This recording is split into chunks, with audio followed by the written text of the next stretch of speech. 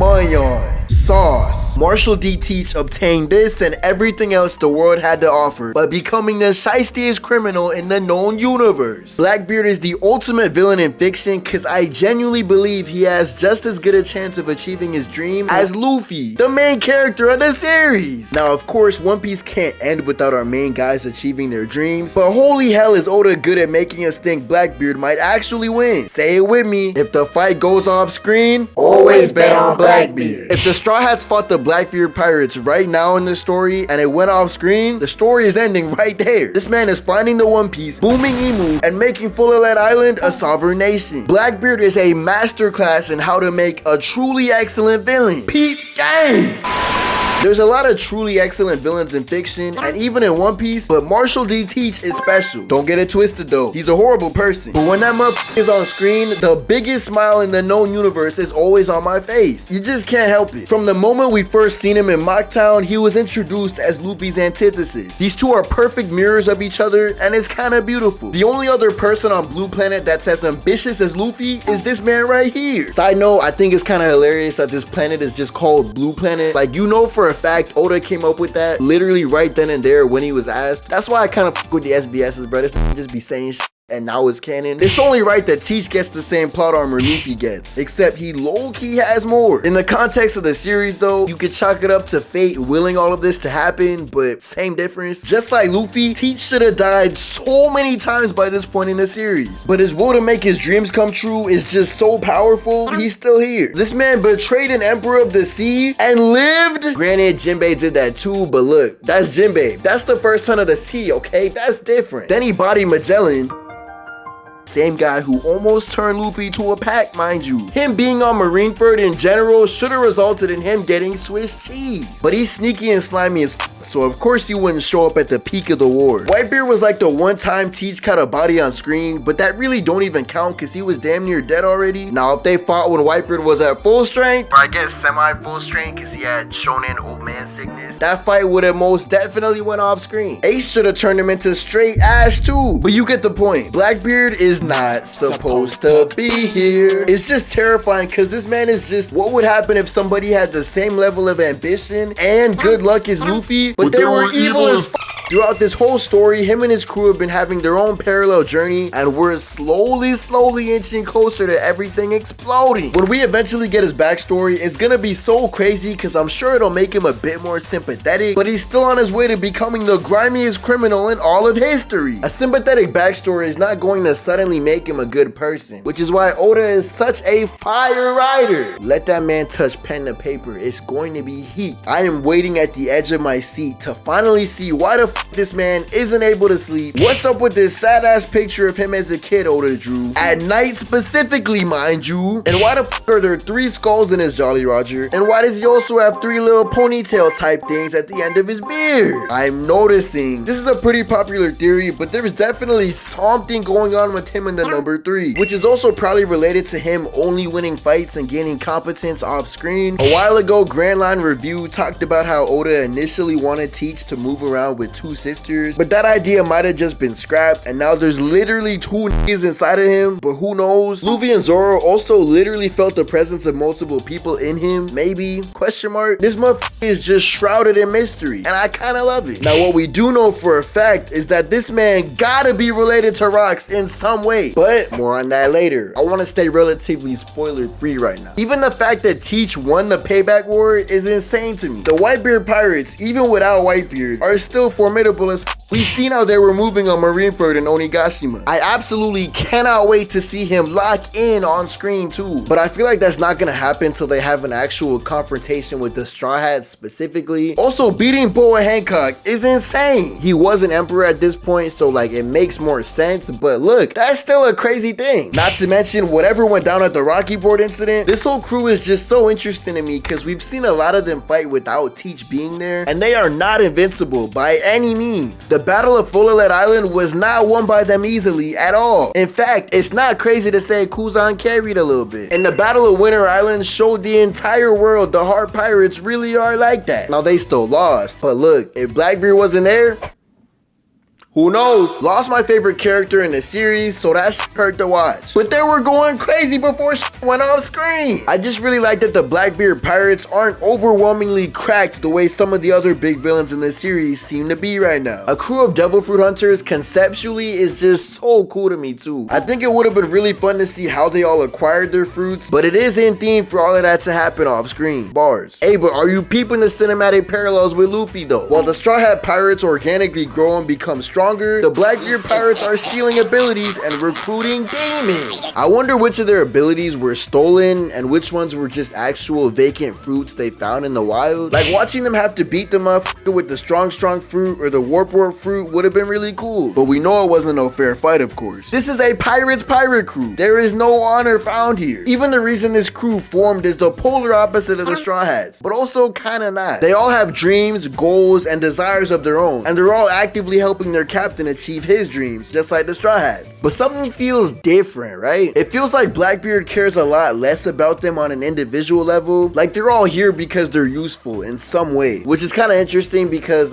they kind of seem a little incompetent sometimes, a little bit, but they be locking in. Look, the entire crew locks in when they gotta lock in, especially now that they all have devil fruits. And when I said the entire crew, I really just mean the 10 Titanic captains, but I guess that's kind of a given here because I don't know who the Blackbeard pirate fodder 1, 2, 3 or Hachinosu are. I don't know them niggas, but the actual 10 Titanic captains, when it's time to lock in, they know how to lock in. I think the Heart Pirates still would have won though, but look, maybe that's just copium. I don't know. Am I just coping? Who knows? But the Straw Hats are a family, while these guys are just a hodgepodge of niggas. This kind of feels like cheating, but Kuzan is definitely my favorite member of this crew, and seeing how he joined was so fire. This man was lost and directionless, and Teach gave him the option of real freedom, but he's still himself though, which is kind of beautiful. Something about that line, it just hits. I don't know why, but like it just hit on such a beautiful level, and especially after seeing the actual flashback of him talking to Teach and everything, I don't think he's a spy no more, but like I don't think he's a bad guy, you feel me? I think Kuzan is very complicated. Kuzan got his own thing going on, and joining the Blackbeard pirates is not obstructing whatever that looks like, even though that nigga just kidnapped a whole pudding like an arc prior to this, so I don't know what that nigga on, but I don't think he's a spy anymore. Watching him actually get along with the crew at that bar was funny as hell, bruh. They actually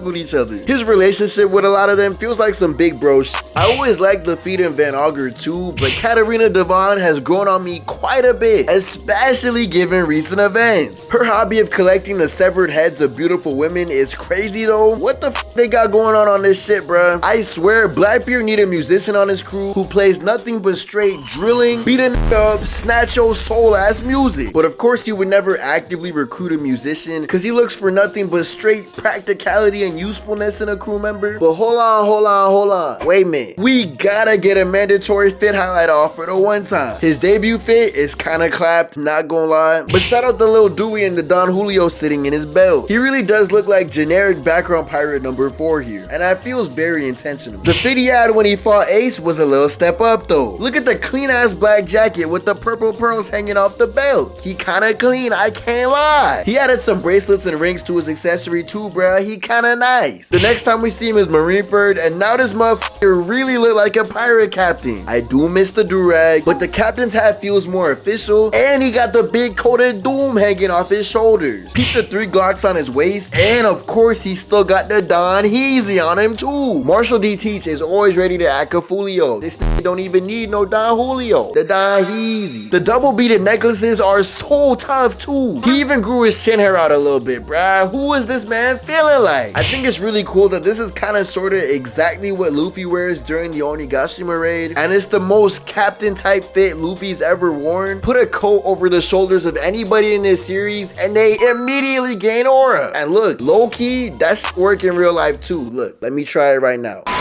With the classic raincoat, you feel me? I don't think it really hit because I'm not standing up, so you can't even really tell that it's like over in the shoulders like that, but you know what I'm saying? Nah. He said get off the stage. His current fit is truly an emperor's fit though. Everything is cranked up to 11. Golly. Fur everywhere. Official Jolly Roger stamped on his hat. Big ass black beard. He finally really worthy of the name now. I am sad he unequipped a Don Heezy from his waist, but it is what it is. Their flagship is so fire too, bruh. Shout out the Saber of Zebek. That name alone is crazy, bruh. Who is rocks to you? The big ass raft type thingies on each side give it so much personality. The figurehead being a skull with two swords behind it is cool as hell because they look like horns coming out the skull. The actual body of the ship and the sails had to be black, of course. I mean, it's the brand at this point. It is absolutely hilarious. His version of the Going Merry was just a raft made of some logs. I also think it's cool he's been in like every faction of the series. Well, no. Every pirate faction of the series. He's Worst Generation, he was a warlord for a little bit, and he's currently an emperor. And he did this just as fast as Luffy, despite being a pirate for like 5 times as long as him. He really was just chilling on Whitebeard's ship for so long, with those damn Wolverine claws he had. He ate a devil fruit and immediately ditched the claws, which is kind of funny to me. Those were the same claws that gave Shanks his iconic scar on his face. And he said, yo, I don't even need these no more. I got a devil fruit now. I got the fruit of fruits now. Also, I need to get this off my chest right now, so look, skip to like this part of the video if you haven't seen or read up to the end of Egghead / like the epilogue part of Egghead. You've been warned. Blackbeard has been active as in the final saga. Katarina Devon can now impersonate Saturn, but what the does this mean now? Cause he got boomed by Emu. But nobody knows he got boomed by Emu except the vice admirals that were in that room. And what the Lafitte got going on with the revolutionaries at the docks? This motherfucker missed all of the crazy battles this crew went through in the last arc. And this motherfucker Caribou was about to ruin everything and leak 15 years worth of information we've learned since Fishman Island. These niggas have mobilized and are ready to cause chaos. It is actually funny as hell that Blackbeard has his own little Bartolomeo variant now in Caribou, bruh. What is happening? Every time Blackbeard comes on screen, I'm like, wow, we're in the end game now. Like, actually, every time we see Shanks and every time we see Blackbeard, I'm like, wow, One Piece is ending and now I can feel it. That's crazy. The final saga, this is beautiful, man. This beautiful. I don't think it's a bad thing that he has plot armor. In fact, I don't think it's a bad thing that he has more plot armor than Luffy. Look. Luffy is freedom. Blackbeard is also freedom in a sense. He's just a different type of freedom, I guess. I don't know. Is it worth noting that in that little picture that Oda drew of him as a kid up at night, the moon was the only other thing in that little picture? Luffy, the sun god devil fruit. I'm kind of reaching a little. Actually, I'm not reaching too deep. The dark fruit and the fruit of the sun god. Parallels, you feel me? Parallels. And shout out the Quake fruit, I guess, you feel me? If anybody other than Emu sits on that empty throne, it will be Blackbeard. Look, truthfully, I think Blackbeard is going to kill Emu. Look. It just don't make sense to me for Emu to be the final villain. All roads lead to Blackbeard. Also, if you're going to DreamCon at the end of the month, come find me, you feel me? I'm sliding 9 deep. It's gonna be vibes. It's gonna be litty. First DreamCon. I'm ready to turn up. Also, we just hit 7,000 raincoats, bruh. We are lit. I'm thankful. Gratitude is a must. I'm just happy to be here, bruh. We lit. But yeah, shout out the Blackbeard Pirates and shout out you. I can't feel my face right now. I'm burning up. I got this feeling that I won't come down. Got this feeling that I won't come down. Got this feeling that I won't come